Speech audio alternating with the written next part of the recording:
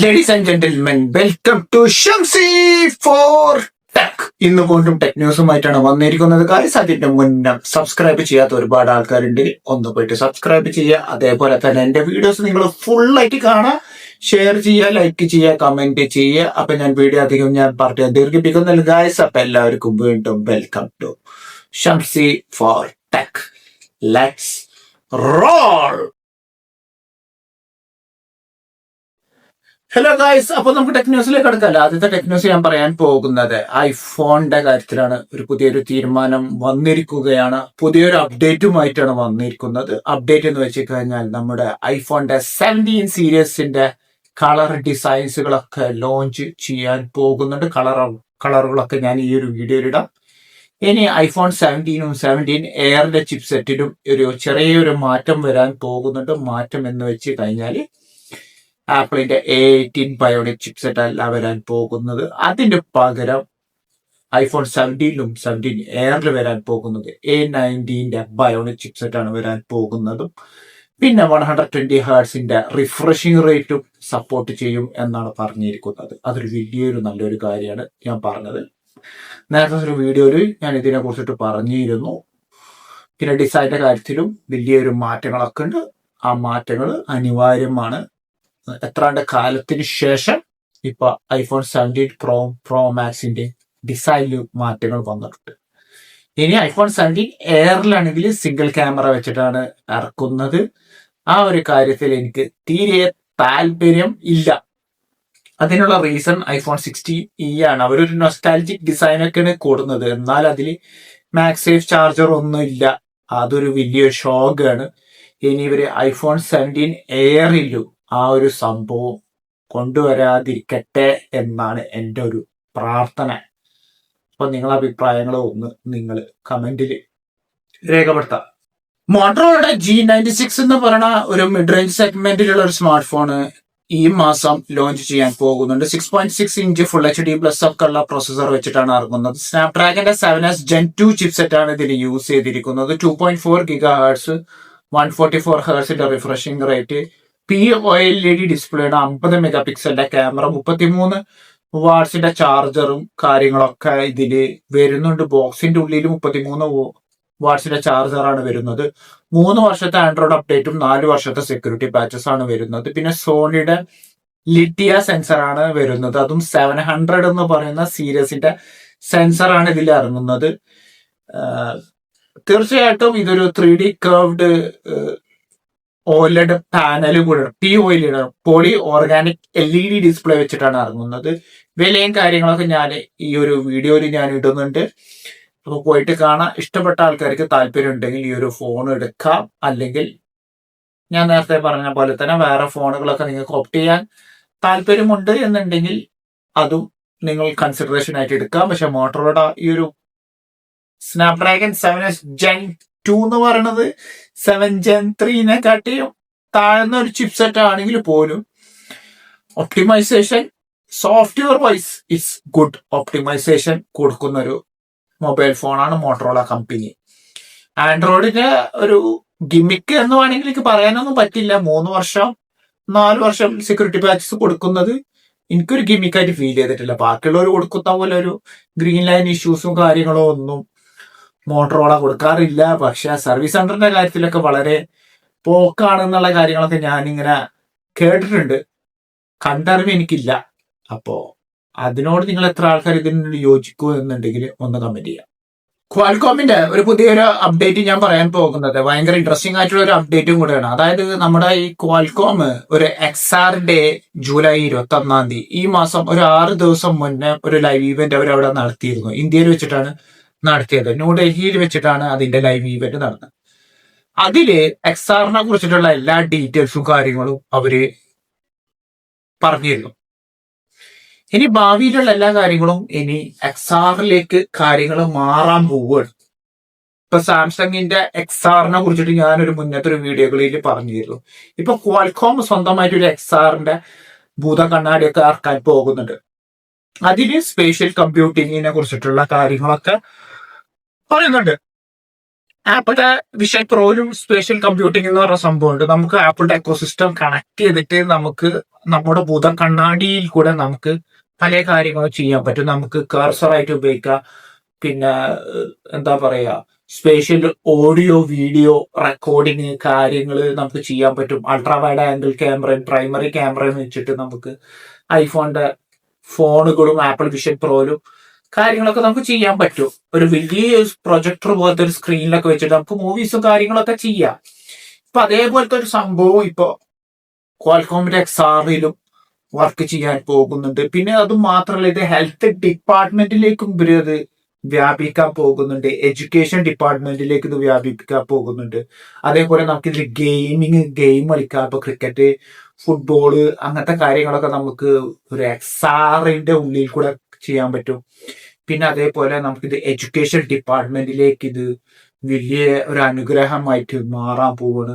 അതും പോരാണ്ട് എന്റർടൈൻമെന്റ് എന്നൊക്കെ പറയുമ്പോൾ നമുക്കിപ്പോ മ്യൂസിക്, വീഡിയോ, അങ്ങനത്തെ ഗെയിം, അങ്ങനത്തെ കാര്യങ്ങളിലൊക്കെ ഇപ്പൊ XR കൊണ്ടുവരാൻ പോവുകയാണ്.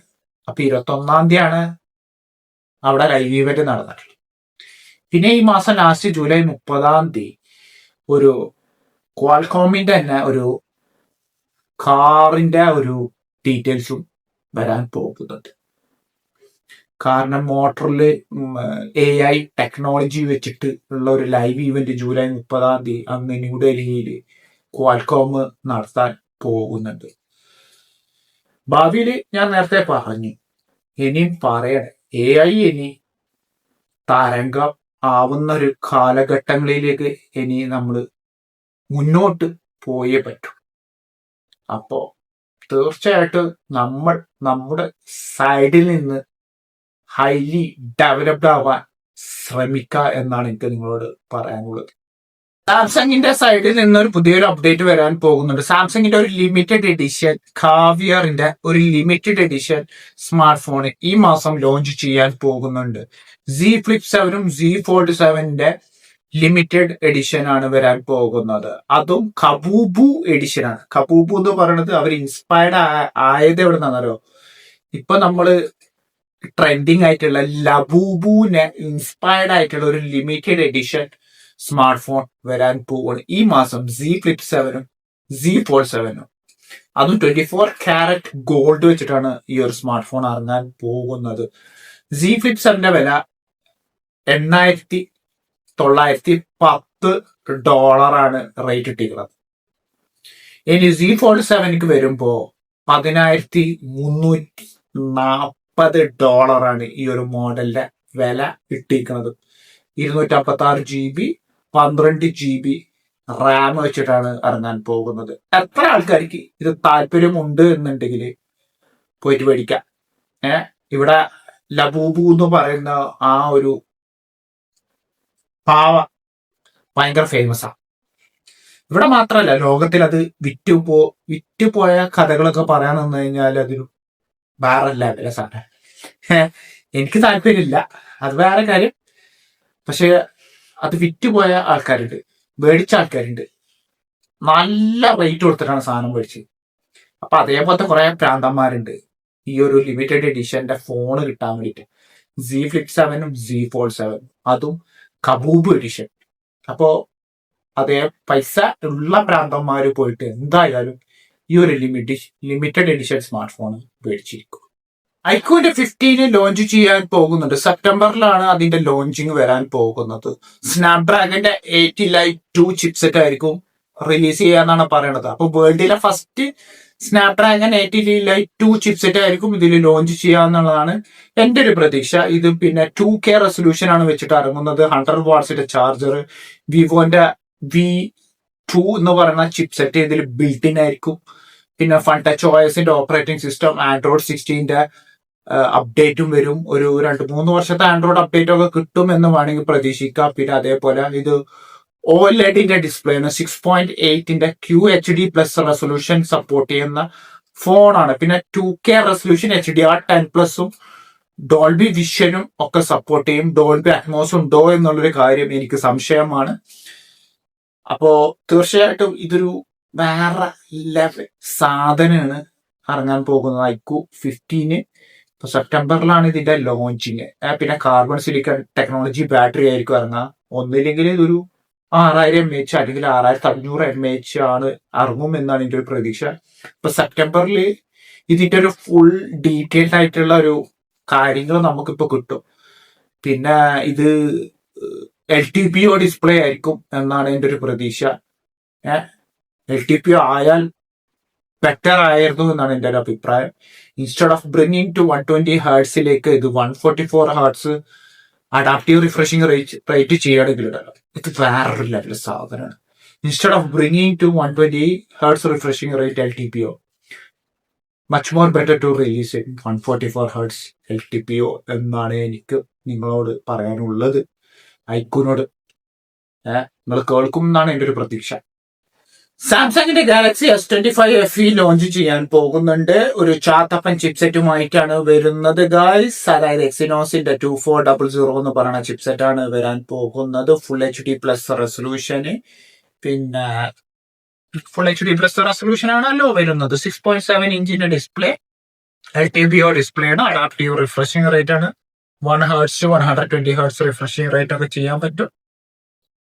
പിന്നെ വേറെ കാര്യം പറയാനുള്ളതെന്ന് വെച്ച് കഴിഞ്ഞാൽ 4900 mAh ബാറ്ററി ബാക്കപ്പ് വെച്ചിട്ടാണ് ഈ ഒരു സ്മാർട്ട് ഫോൺ ലോഞ്ച് ചെയ്യാൻ പോകുന്നത്. എനിക്ക് യാതൊരു രീതിയിലും താല്പര്യമില്ല എന്നാണ് എനിക്ക് നിങ്ങളോട് പറയാനുള്ളത്. ജസ്റ്റ് ഒരു അപ്ഡേറ്റ് പറഞ്ഞെന്ന് മാത്രം.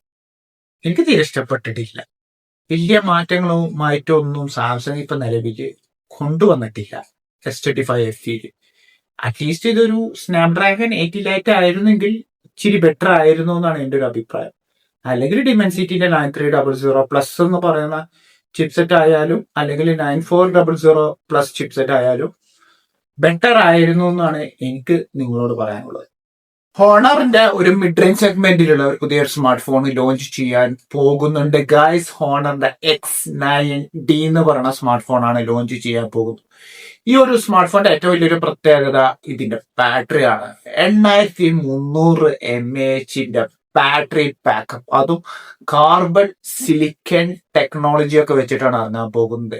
80 വാട്ട്സിന്റെ ചാർജർ, വയർലെസ് ചാർജർ ഒക്കെ സപ്പോർട്ട് ചെയ്യും. 120 ഹേർട്സിന്റെ റിഫ്രഷിംഗ് റേറ്റ്, സ്നാപ്ഡ്രാഗന്റെ 6 Gen 2 ചിപ്സെറ്റ് ആണ് വരാൻ പോകുന്നത്. IP69 റേറ്റിംഗ് അടക്കം സപ്പോർട്ട് ചെയ്യുന്ന ഫോണ്. 120 ഹേർട്സിന്റെ റിഫ്രഷിംഗ് റേറ്റ്, 6.7 ഇഞ്ചിന്റെ AMOLED സ്ക്രീൻ വെച്ചിട്ടായിരിക്കും ഈ ഒരു സ്മാർട്ട് ഫോൺ ഇറങ്ങുക. കാർബൺ സിലിക്കൺ ടെക്നോളജിനെ കുറിച്ചിട്ട് കൂടുതൽ ഇനി വർണ്ണിക്കേണ്ട യാതൊരു രീതിയിൽ ഒരു കാര്യമില്ല എന്നുള്ളത് ഇപ്പോൾ വാസ്തവമാണ്. ഇപ്പോൾ ചൈനക്കാർ ബാറ്ററിന്റെ കാര്യത്തിൽ ഓരോ ദിവസം തോറും നമ്മളെ ഞെട്ടിച്ചോണ്ടിരിക്കുക. 8300 mAh. ഇനി പവർ ബാങ്കുകൾ അടക്കം ഇനി റീപ്ലേസ് ചെയ്യാനുള്ള ഒരു ഓപ്ഷനുമായിട്ടാണ് ഇപ്പോ ചൈനക്കാർ വന്നിരിക്കുന്നത്. ഇനി ഭാവി എന്നല്ല, ഇനി ഇവിടുന്ന് അങ്ങോട്ട് 10000 mAh റീപ്ലേസ് ചെയ്യാൻ സാധ്യത ഉണ്ട്.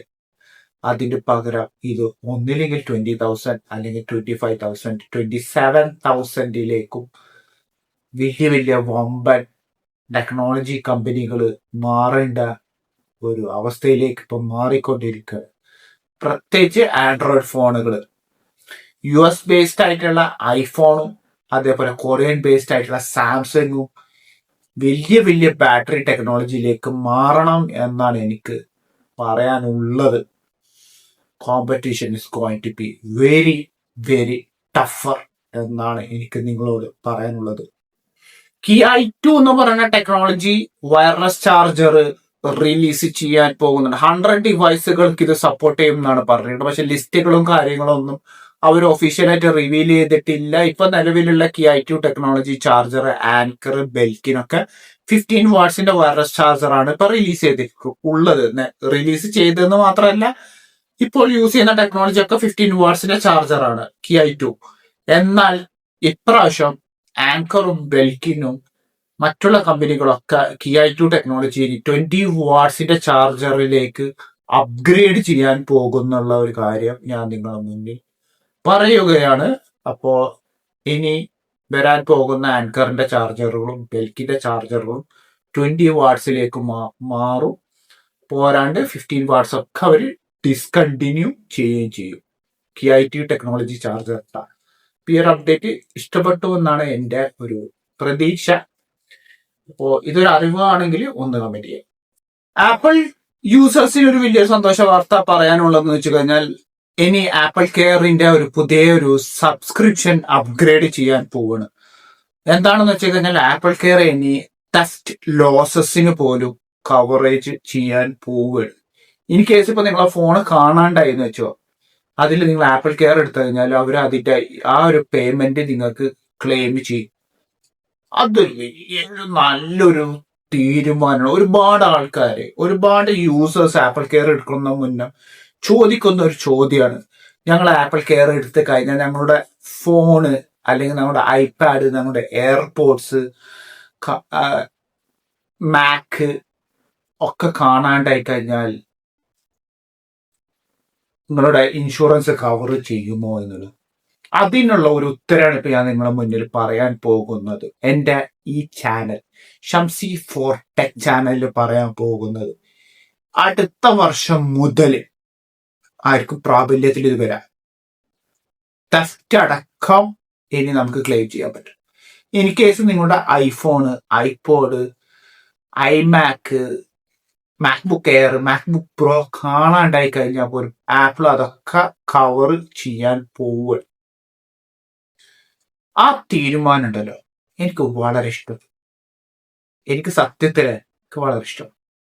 മോട്ടറോള എഡ്ജ് 60 ഫ്യൂഷന്റെ ഒരു പുതിയ ഒരു കളർ ലോഞ്ച് ചെയ്യാൻ പോകുന്നുണ്ട്. വളരെ ഇൻട്രസ്റ്റിംഗ് ആയിട്ടുള്ള ഒരു കളറാണ്, ബ്രൗൺ കളറാണ്. മോക്ക മൗസ് എന്ന് പറയുന്ന ഒരു പാസ്ട്രീന്റെ കളർ വെച്ചിട്ടാണ് മോട്ടറോളയുടെ എഡ്ജ് 60 ഫ്യൂഷന് ലോഞ്ച് ചെയ്യാൻ പോകുന്നത്. വളരെ ഇൻട്രസ്റ്റിംഗ് ആയിട്ടുള്ള ഒരു കളറും കൂടെയാണ് ഞാൻ നിങ്ങൾക്ക് കാണിക്കാൻ പോകുന്നത്. വൺ പ്ലസിന്റെ സൈഡിൽ നിന്നൊരു പുതിയൊരു ന്യൂസ് അപ്ഡേറ്റ് ആണ് ഞാൻ പറയാൻ പോകുന്നത്. വൺ പ്ലസിന്റെ ഒരു പുതിയ ഒരു സാധനം, ഒരു കേബിള്, 2-in-1 കേബിള് ലോഞ്ച് ചെയ്യാൻ പോവുകയാണ്. ഇതിന്റെ ഏറ്റവും വലിയൊരു പ്രത്യേകത എന്ന് വെച്ച് കഴിഞ്ഞാൽ ഇതിൽ നമുക്ക് മൊബൈലും ചാർജ് ചെയ്യാം, അതും പോരാണ്ട് നമുക്ക് സ്മാർട്ട് വാച്ചും ചാർജ് ചെയ്യാം. പക്ഷെ ഇത് വൺ പ്ലസിന്റെ ഡിവൈസിൽ മാത്രമേ സപ്പോർട്ട് ചെയ്യുള്ളൂ കേട്ടോ. അതാണ് ഏറ്റവും വലിയ ഇൻട്രസ്റ്റിംഗ് ആയിട്ടുള്ള ഒരു കാര്യം. വൺ പ്ലസിന്റെ വാച്ച് 2R, വാച്ച് 2, 3നും ഇത് വർക്ക് ചെയ്യും, ഈ ഒരു കേബിള്. അതായത് 2-in-1 സാധനം ഞാൻ ഇതുവരെ കണ്ടിട്ടില്ല. ഇങ്ങനെ ഒരു ഇന്നോവേഷൻ വൺ പ്ലസ് കൊണ്ടുവരുന്നത്.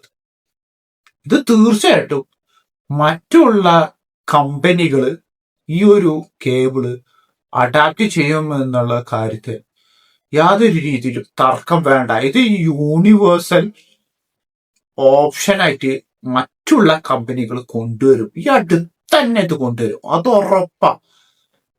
ഇത് സാംസങ്ങിനും ആൻഡ്രോയിഡിനും ഇത് കമ്പാറ്റബിൾ ആണെന്നുണ്ടെങ്കിൽ കേട്ടല്ലോ, ഏത് ഈ കേബിള്, അതും type C to type C ആണെന്നുണ്ടെങ്കിൽ യൂണിവേഴ്സൽ വമ്പം വിജയം കാര്യമായിട്ടാണ് പറഞ്ഞത്. കൊണ്ടുവരണം എന്നാണ് എൻ്റെ ഒരു ആഗ്രഹം. ആ ഒരു രീതിയിലേക്ക് മാറുമെന്നാണ് എനിക്ക് പറയാനുള്ളത് നിങ്ങളോട്.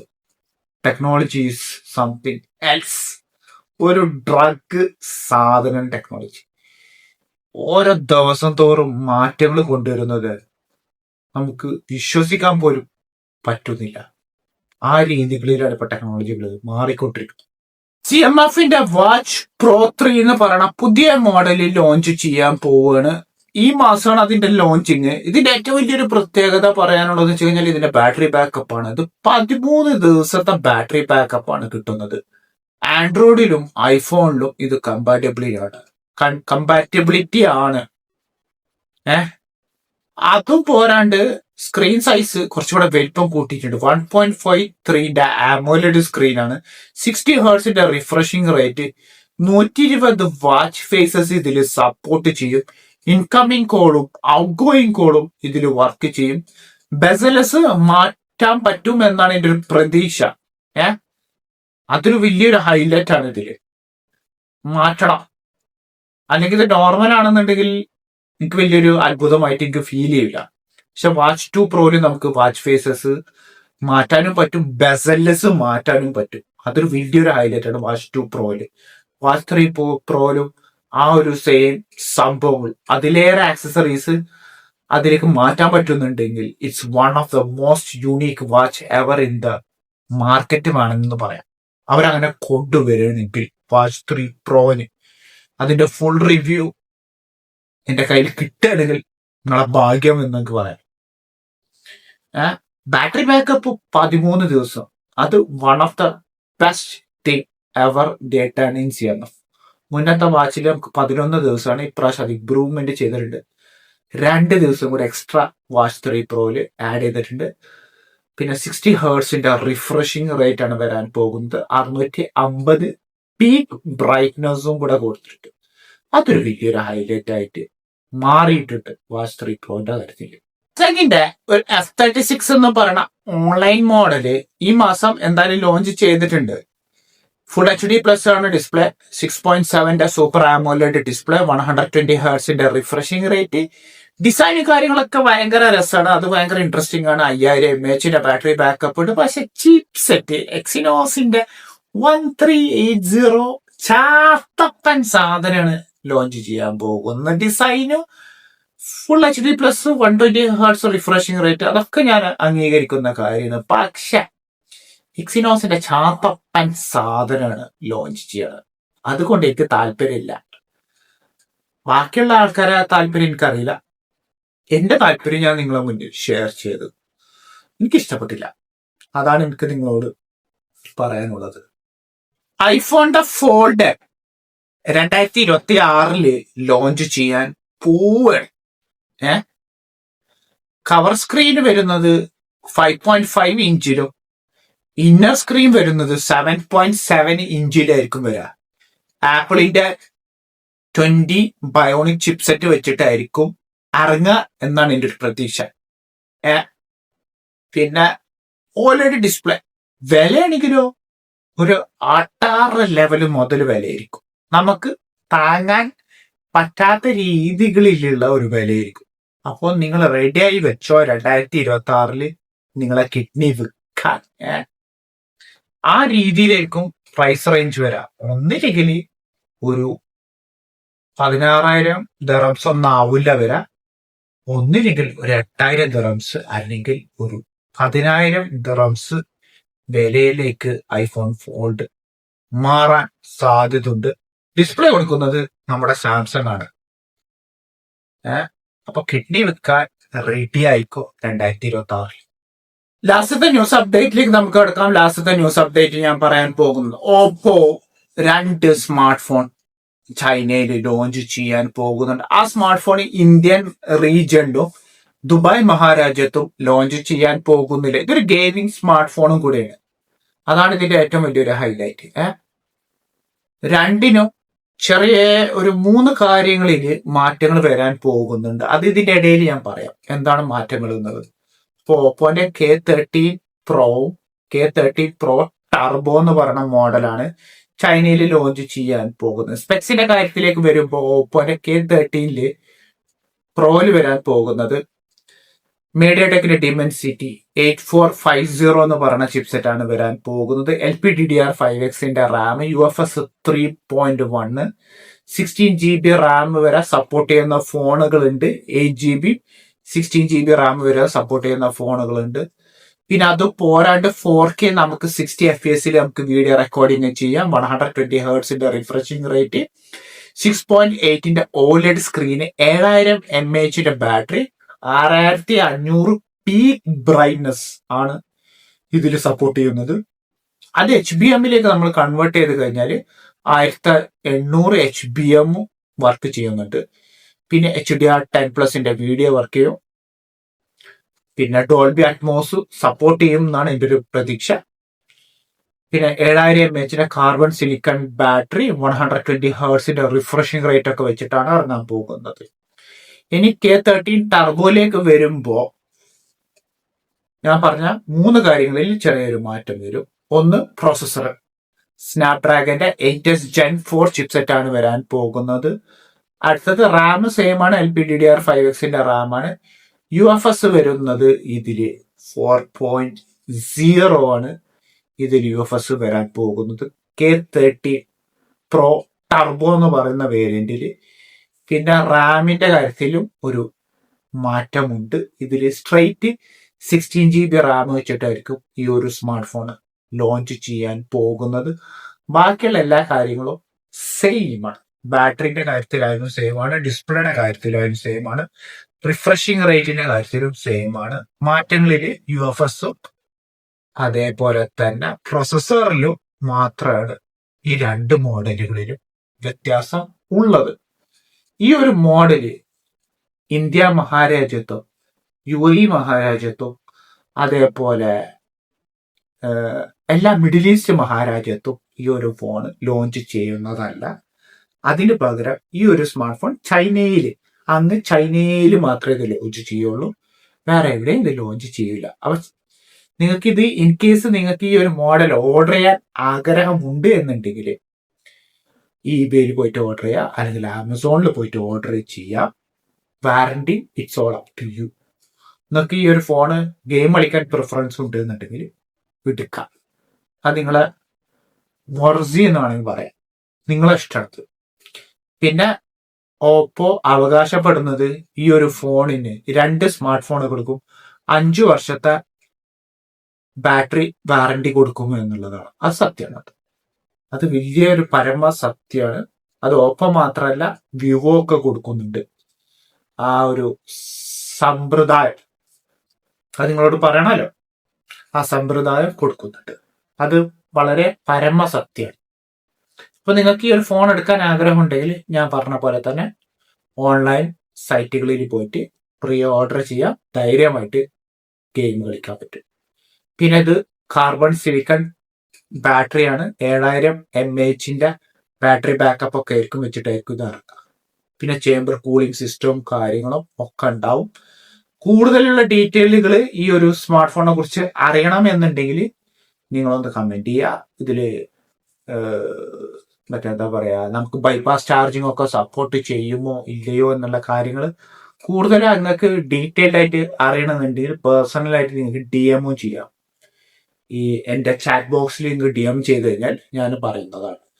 അപ്പൊ ഞാൻ വീഡിയോ വൈൻഡ് അപ്പ് ചെയ്യണം. അപ്പൊ എല്ലാവർക്കും വീഡിയോ ഇഷ്ടപ്പെട്ടു എന്നാണ് എന്റെ പ്രതീക്ഷ. അപ്പൊ എല്ലാവരും എന്റെ വീഡിയോസിന് വേണ്ടി നിങ്ങൾ ലൈക്കും കമന്റും സബ്സ്ക്രൈബും ഷെയറും ചെയ്യാം. അതുവരെക്കും എല്ലാവർക്കും എന്റെ ഹൃദയം നിറഞ്ഞ വലിയൊരു ഗുഡ് ബൈ.